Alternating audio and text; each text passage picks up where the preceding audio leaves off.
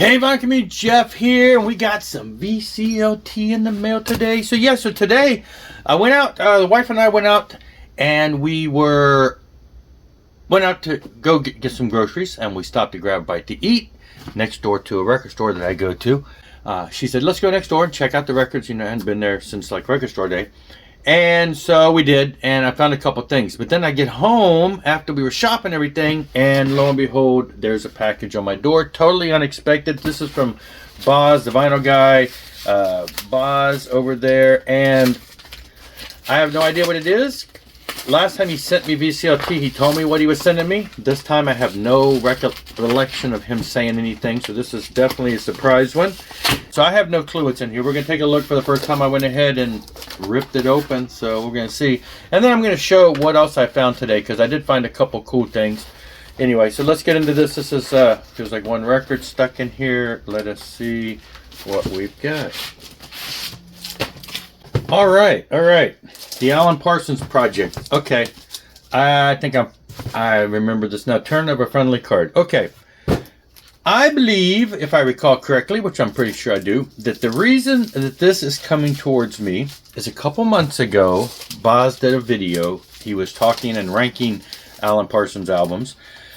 And I made a comment on this video that it's a band that I don't know anything by. Never really spent a lot of time checking them out. Know the hits, that's about it. So I don't have anything in my collection, so I'm believing that's why this is coming my way. I remember he had played up, was it the iRobot album or something? He was talking about how a lot of people don't like it or something. Anyway, it made me curious to go look into some of the other stuff that he has. And I admit, I don't know if I see a lot of Alan Parsons stuff. I do see the one, I don't see a lot of the stuff in the wild. There's that one that's got the Egyptian eye on it. Isn't that an Alan Parsons? That was a later year one. Anyway, yeah, so I don't know a whole ton about his stuff aside from the hits. So on this particular album, Games People Play is, I believe, I know that one. Where do we go from here? Nothing else is jumping out at me. So yeah, so that is probably where this is coming from, is the fact that I made that comment, and that was a while ago, so that's interesting. Cool that he remembered me in this. So yeah, now I do have some Alan Parsons in my collection. Again, I love, ever since getting back into vinyl, I mean, this is before my time. This is earlier 70s stuff. A lot of this band. This is the kind of stuff my brother would have listened to. It would have been around the house. My brother listened to the Steely Dans and stuff. And I've gotten, as I got older, have grown to appreciate so much classic rock that I never used to give any time of day to, because in the 80s it was all about hair metal. It was everything with hair and hard rock. And so classic rock took a back seat. And as I got older, I've started to expand my horizons and musical tastes. And especially in getting back into vinyl, because classic rock type vinyl is so easy. There was so much of it. It's so easy to find, and it's easy to buy. To take a chance on it. You're like, yeah, I'll spend $2 or $3 at a thrift store, and I've bought so much stuff that now I'm beginning to dive into stuff that I never did back in the day. And it's sad, because there's a lot of great music that was overlooked because of my teen and 20s narrow-mindedness. So there's a lot of stuff I've learned to enjoy. And now, and I've said this before, the channel that my wife and I listen to in the car the most, we have Sirius XM in our car, and the channel that we are on probably 75% of the time is the Yacht Rock channel. And it plays the mellower side of the 70s, the Steely Dan, just everything, Kenny Loggins, Yacht Rock and beyond. They've even got some stuff in the 80s that, they play Hall & Notes and stuff.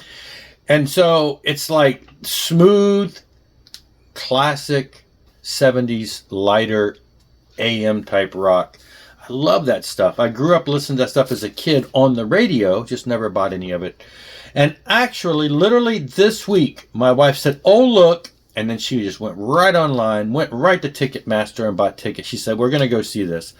But later on in a couple months, there is the Black Jacket Symphony. They come around all the time. They're here every year. And they do whole shows of certain types of music, certain types of bands. I think they did a Black Jacket Symphony, did a Journey tribute where they played the symphony with, they hired singers and everything, and they come out and they do a great job. They've done all kinds of rock bands, classic rock bands. Anyway, the one that's coming around this year is Black Jacket Symphony Yacht Rock. So we are going to that. And that is on the tail of the fact that actually tonight, which is, I don't know when this video will post, but tonight I'm literally going to my first ballet because we're going to the Black Sabbath ballet. Neither my wife nor I have ever been to a ballet, and she's like, I'm not sure, but she said, well, let's check it out. It seemed interesting enough. So anyway, fun stuff. This will be my first dive into Alan Parsons, and I thank you very much, Boz, for that and for remembering me and thinking about me. So now let's move on. I'll have a link to his channel below for sure. I'm sure you all probably know him. He's been around quite a while. Great stuff. Went to the record store, walked in, and now this store is the one where everything in the store is like $7.99. They have new records, but most everything is $7.99, and it's just thousands of records. Boxes on the floor, boxes everywhere. The place is just everything. Records is crazy. $7.99 for most everything, and then they have a bunch of boxes, which is completely growing more and more because I think they're starting to realize that they've got things in there that are not quite $7.99, that are rare and you know, other price stuff. Well, when I walked in, they had a display of about 10 records that would be part of that, the boxes of the more expensive stuff. I saw one immediately caught my eye. I saw another one that I was immediately intrigued by. So I ended up coming out of there. I picked up Elf, Trying to Burn the Sun. I have the second Elf album, which Carolina Country Ball is what it's called on some labels. The one I've got is that LA 69 is one of the original covers. That's the second, and this is, I think, the third. So yes, anyway, Elf, of course, featuring Ronnie James Dio. This is the pre-Rainbow band. Basically, they became Rainbow when Richie Blackmore got a hold of them for the most part. But yeah, I don't see a lot of Elf in the wild. I still need their first album. I don't want that ugly picture disc that came out years ago. And I know that it was reissued in the 80s on vinyl. But anyway, I don't have that. And so I do have their second, and now I have the third. I do have, I think, all of these on CD, but I don't see these out there much. The price was decent. It was, I checked it online and I'm like, yeah, I can't get it. Maybe I could get it for a few dollars cheaper, but I'm supporting local business and I'm not paying shipping. So the album itself, you know, the cover and everything has got some ringwear, but the album itself was in excellent condition. I haven't played it yet. I will ultrasonically clean it and play it. The other album I was on the fence about because it was a little more pricey. I looked it up and I'm like, okay, it's really not, you can't buy it for much cheaper online. You know, you could get it maybe for $10 or $15 cheaper, but then you're going to pay shipping and blah, blah, blah. And I thought, again, support local business. And actually my wife's like, well, let me buy it for you for Father's Day since that's coming up. Picked up the first Lillian Axe album. Now, the store that I'm talking about that I go to, they rarely have metal. They don't, as far as used stuff. I don't know why. I don't know why they don't get a lot of metal. I don't know if I think the guy who brings the records to the store probably sells stuff. I don't know. He's always bringing boxes of records. Maybe that stuff sells at another place before he brings it to the store. I don't know. They rarely ever have metal. Some of the things, I've been going to that store for like 7 years now. I got that Rat EP a couple months ago. They had that. Couldn't believe it. $7.99. I picked up the Warrior album 7 years ago, way back in the day. I've picked up a Crocus album. I mean, they literally just don't have much in the... I picked up that Massey album there. It's just rare. And so I'm like, weird. 1988, first Lillian Axe album. I saw Lillian Axe play in 1985 when they were a no-name local band. I lived in Mississippi. I guess they're from Louisiana, I believe. And they opened up for Keel, Helix, and Accept. Nobody'd heard of Lillian Axe, but they played. Of course, we heard them a couple years later. So this is their early stuff. It is a gold stamp promo, which is why the hype sticker is on the front. There's a gold stamp promo. Album looks near mint. There was one little, looked like maybe somebody touched it.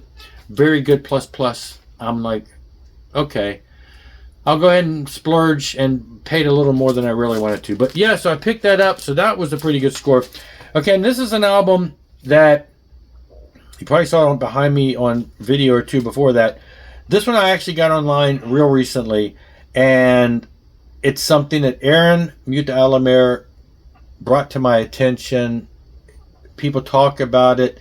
Him and JC have talked about it. One of those bands that kind of went under the radar for me, and he talked about how great of an album it was, how hard it was to find, and sure enough, it's expensive. I don't believe it's been reissued. All of a sudden, I get notification that somebody drops one of these on Discogs, still sealed, for under $20. Got the Cats in Boots, Kicked and Clawed. It is a hole punch. It was still sealed, but was a hole punch. Brand new album with a hole punch, under $20, and I had to jump on it. So I jumped on it. So yeah, another one of those kind of under the radar 80s, late 80s, 1989 sleaze rock type bands of the day. So yeah, so it's right in that sweet spot. So yeah, I did order that one online, but it was for an excellent price. I don't know why it was so cheap, but I went ahead and grabbed that. But that was it. Just some fun stuff. Great stuff. Again, thanks a lot, Boz, for the record. I would definitely be checking that out. And I will see y'all later. Rock on and rock hard.